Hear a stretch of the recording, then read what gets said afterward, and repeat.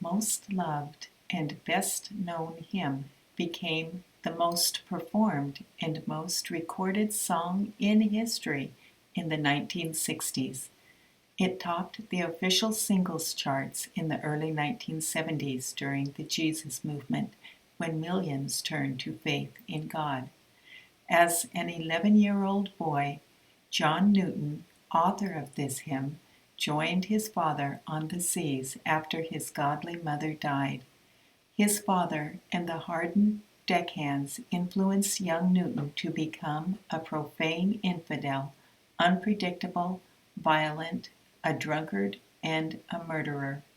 He scared even veteran sailors when he was not in jail. Law officers called him vicious, brutal, void of empathy, and fearless. He escaped to Africa when running from the law. There, he joined a mob that was equally violent. They traded guns, spices, liquor, and human cargo on slave ships. The 1 in 3 slaves that did survive the 6-week journey were sold at auction. One night, a violent storm broke out shortly after 23-year-old Captain Newton left the deck.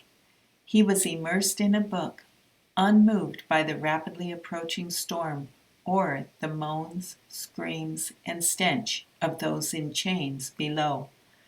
When he noticed it, he prepared to die. As Newton reviewed his wretched life, he realized that the only person who had ever loved him was his godly mother. He knew she would be disappointed with him. He fell to his knees in prayer, seeking God's grace. This was the hour he first believed. The storm immediately averted, and the ship completed its journey. A few years later, plagued with the struggles between sin and conscience, he was no longer able to justify the slave trade business. He writes, "I was increasingly perturbed by a course of life involved with shackles, chains, and leg irons." 20 years later, Pastor Newton delivered a message to his congregation on the grace of God. He spoke of his life at sea, admitting his past sins and God's grace on him during a violent storm.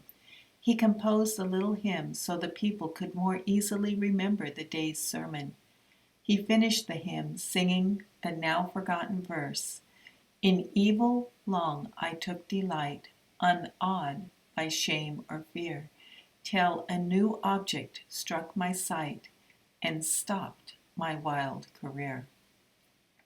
When he was an old man and nearly blind, Newton remarked, "My memory is nearly gone, but I remember 2 things, that I am a great sinner and that Christ is a great Savior." This hymn, written by a truly repentant, criminal-turned pastor, charts the path for the blind, wretched sinner on the road to spiritual sight through God's grace of salvation.